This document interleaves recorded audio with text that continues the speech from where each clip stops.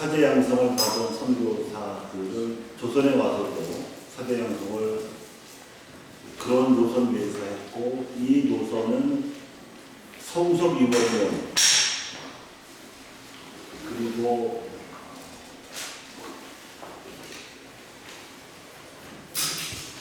내세의 천당을 지고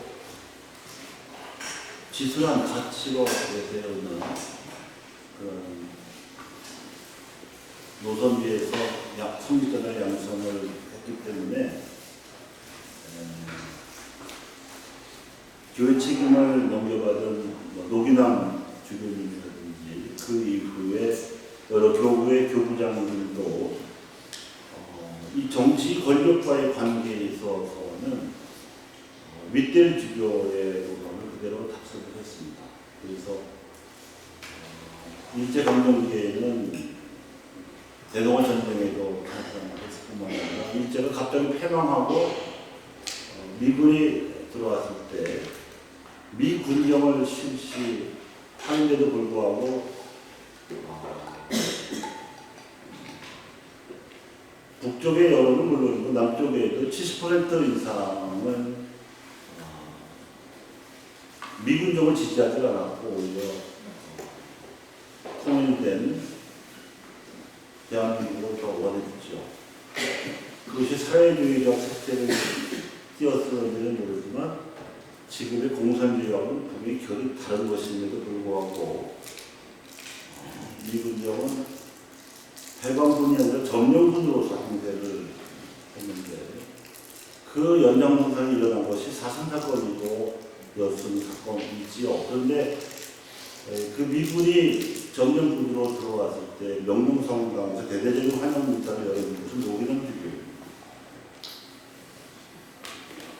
그렇지만 그 이후에 장면 요한 선생을 대표적인 천주교 시대 정치인으로 내세워서 정치에 참여를 하다가 이승만 씨가 독재를 펴갈 때는 반정부 노선을 걷다가 결국 4.19 혁명이 일어나서 이승만이 쫓겨나고 장면 씨가 제2공화국의 총리 수반했던 친정부 노선을 걷다.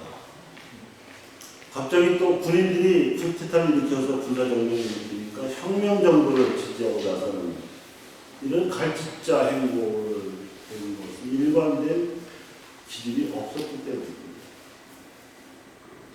그것은 지금도 크게 달라지지 않았다고 볼 수 있죠. 그래서 임수경 학생이 전대협 대표로 평양을 방문해서 1988년, 89년에 그분을 보고하겠다고 이제 문교지부가 방북했을 때 주교단이 굉장히 강한 통제 조치를 취했죠. 그래서 정의권 사제단으로 하여금 통일농원리를 묻고 대외적 활동을 자제할 것을 강력하게 권고하고 각 교구 내에서 사제단 활동 신부를 많이 견제를 했습니다. 그리고 평신도 단체들도 그전까지 정의평화위원회가 평신도 회장이었습니다만 위원장을 주교로 바꾸고 그리고 평신도들의 정부단체들 농민회라든지 노동청년회라든지 평협 같은 그런 단체들도 전국 조직을 인정하지 않고 교구 단위로만 인정하고 전국적으로는 느슨한 연대만 연합회만 가능하게끔 이렇게 해서 성직주의적 리더십을 발휘한 것도 그때문이고 그리고 주교들 허락 없이는 가톨릭이나 천주교라는 이름조차 쓰지 못하게 했지요. 이런 이제 교도권의 전횡이 신자들에게 어떻게 비춰질지는 자명한 일입니다. 사실은 그게 한국만 그런 게 아니고요. 공회가 열린 후에 교회를 그렇게 전향적으로 열어젖히고 복음적으로 쇄신하자고 나서니까 찬성하는 사회 여론도 물지 않았지만 오히려 당황해하는 교회 내 여론도 있었다는 것을 우리가 기억해야 합니다. 그래서 그 공의회 이후에 교회 밖에도 구원이 있다고 선언하는 데 충격을 받은 신부 수녀들이 굉장히 많이 옷을 벗었고 환석을 했어요. 그렇다면 굳이 내가 이 교회 안에서 청천을 바칠 필요가 있을까? 회의를 벌인 것이죠. 그래서 이제 교회가 뭐냐 하는 근본적인 의문이 생겨나서 이걸 정리하신 분이 에브린 덜레스라고 하는 신학자예요. 그래서 역사상 존재했던 교회의 유형을 정리해 보니까 대략 5가지로 정리가 되더라는 거죠. 그 5가지 중에 어느 하나에는 우리가 반드시 속한다. 중세 이후 근세에 맹위를 떨쳤던 교회관은 제도적 교회관입니다. 그리고 그것은 제도주의적 교회관으로 극단을 치닫기도 했고 그 그림자가 지금도 우리에게 있죠. 교회는 성직 제도라든지 수도의 제도라든지 또 그 중에서도 전례라든지 독신, 사제 제도 같은 것이 요소로서 항상 있습니다만 그것이 복음보다 앞설 때 제도주의적 교회관이 된다고 볼 수가 있고요. 이것에 대한 반발로 마틴 루터가 들고 나온 것이 말씀 선포적 교회관입니다. 성사가 없으니까 말씀을 강조하게 됐는데 말씀을 강조하다 보니까 말씀을 선포하는 소위 목사가 마치 하느님과 같은 권위를 행사하는 그런 기현상도 벌어지게 된 거죠. 그리고 말씀에 대한 해석이 다를 때마다 분파가 생겨나가지고 세계적으로도 그렇고 한국 안에서도 도대체 몇 개의 파가 있는지 통계가 없습니다. 그리고 그것은 필연적으로 돈으로 인한 부패상과 연결이 되어 있습니다. 그래서 제도주의적 교회관이 예수님 시대 사두가이적 모습이라면 개신교에서 보여지는 말씀 선포주의적 교회관은 바리사이적 혐의가 짙습니다. 예수님 시대 바리사이들도 말끔하게 율법을 내세웠지만 사실은 굉장히 부유한 중산층 이상의 부자들이었고 그리고 실제로는 율법대로 살지 않았던 위선자들이라고 질타를 받으셨죠.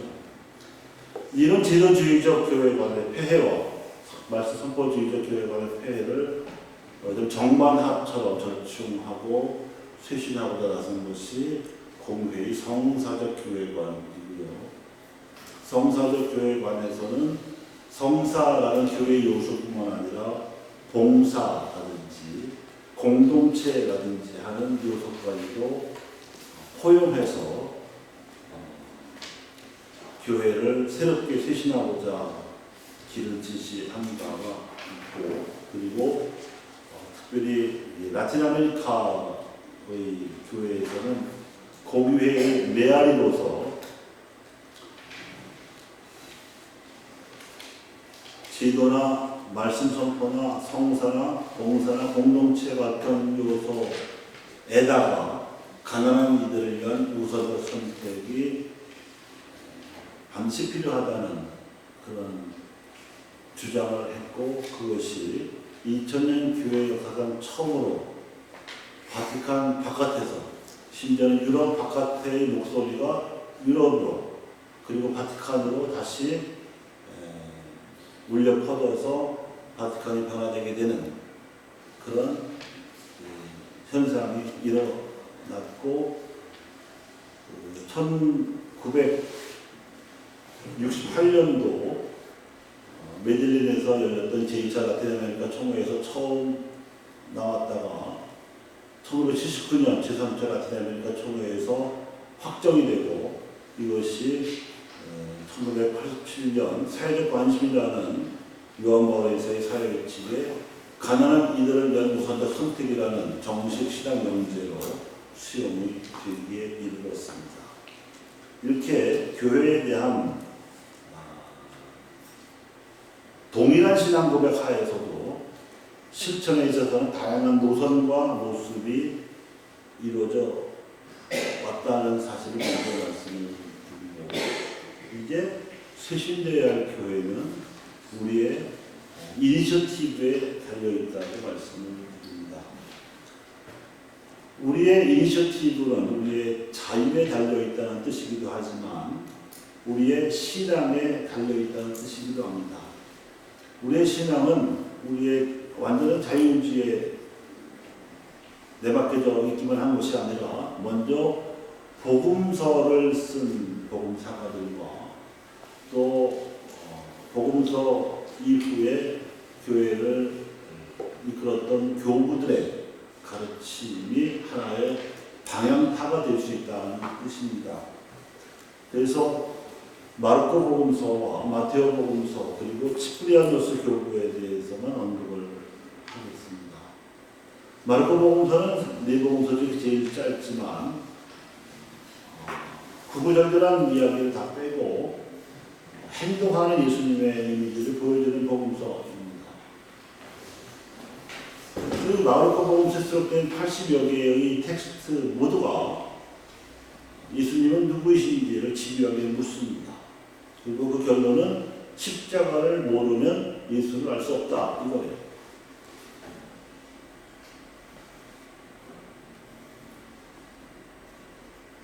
십자가 없이 현세적 해결사로서 메시아를 기대해서는 안 된다는 뜻이고, 달리 말하면 현세적인 기복 행위로서 신약을 선택해서는 곤란하다는 뜻입니다. 오히려 기복이 아니라 당장은 십자가를 먼저 받아들이는 것이야말로 하느님을 만나는 길이며, 그것이 이미 베풀어진 하나님의 사랑에 응답하는 길임을 마르코는 이야기합니다. 그리고 마테오는 그 위에 더 발전된 그리스도론을 펼치는데요. 개개인이 십자가에 달리신 그리스도를 고백하는 것만으로는 우리가 구원될 수 없다는 것이죠. 그래서 서로가 함께 한 믿음을 고백하는 이들이 공동체로 모여서 예수님처럼 살 수 있도록 복음서를 펴낸 것이 마테오 복음서이고, 여기에는 5개의 주요한 설교가 수록되어 있습니다. 산상설교, 또 파견설교, 비유설교, 공동체 설교, 그리고 종말설교가 그 주요한 가르침이지요.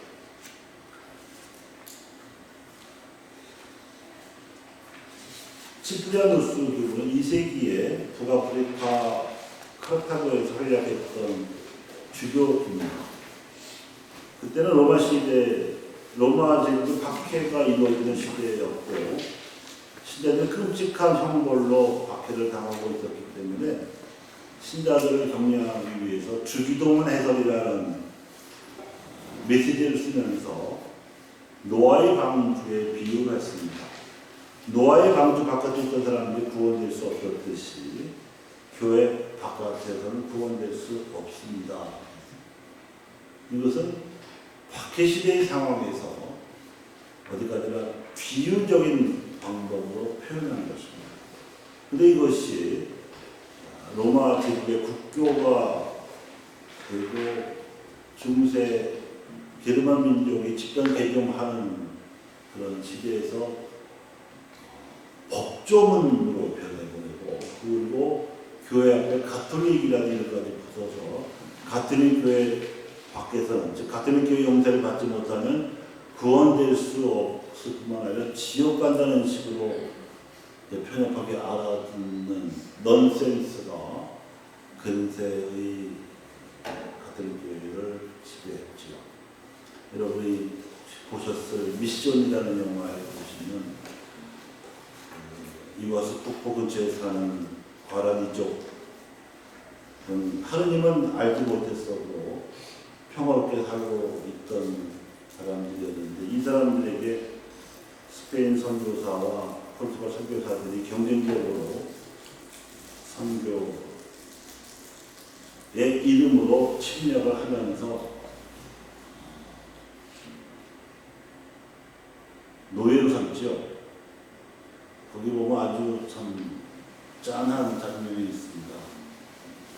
예수의 선교사가 원주민 소년에게 성가를 가르쳐서 아베 마리아를 부르게 하는 장면이 있어요.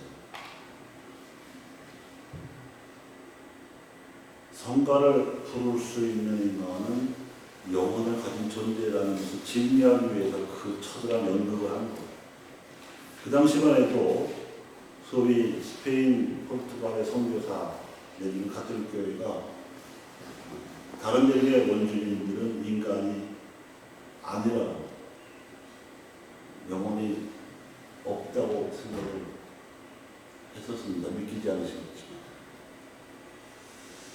그래서 한 사람이라도 교리도 가르치고 영세를 주려고 했던 것은 바로 이런 가톨릭 교회밖에는 구원이 없다는 편협한 구원관이 지배했기 때문입니다. 그러나 원래대로 돌아가자면 치프리아누스 교부가 강조하고자 했던 것은 교회의 구원 가치성이지 교회 바깥에 대한 단계가 아니었습니다. 그리고 그 당시는 지금처럼 유교나 불교를 알지도 못하던 시대였고요. 다른 내용은 더구나 알지도 못하던 시대였어요. 지금 다원적인 교회, 다원적인 종교뿐만 아니라 교회 안에서도 교회의 모형 자체가 다양한 이런 혼란스러운 시대 속에서 견지해야 될 것은 예수님이 살고 가르치고 실천하셨던 복음적인 교회의 삶을 여전히 견지하는 일이 있습니다.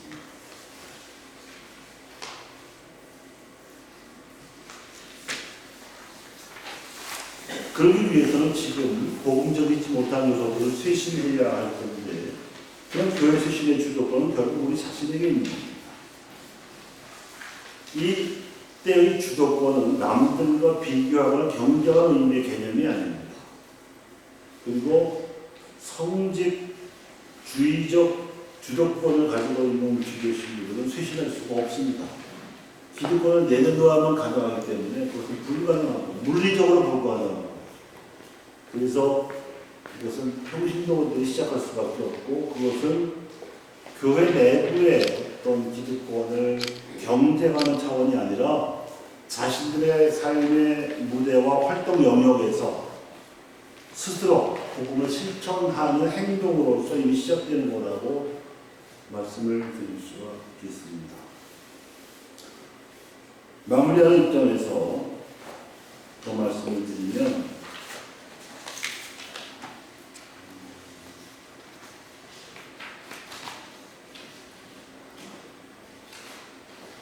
시대의 징표를 식별해야 될 필요성이 있습니다. 저도 이 주제와 관련해서 전체 교회사와 한국교회사를 조금씩 말씀을 드렸습니다만 한국의 역사와 사회적 상황에 대해서도 관심을 가져야 하는 이유는 그 안에 성령께서 이끌고 계시기 때문입니다. 그리고 그 성령의 이끄심을 잘 식별해서 어떤 악이 판을 치고 있는지를 알게 되면 결국 악은 선의 결핍이기 때문에 우리가 실천해서 만들어낼 선이 무엇인지를 자연히 도출될 수가 있습니다. 그 선을 자발적이고도 지속적으로 실천하는 것이 바로 교회입니다.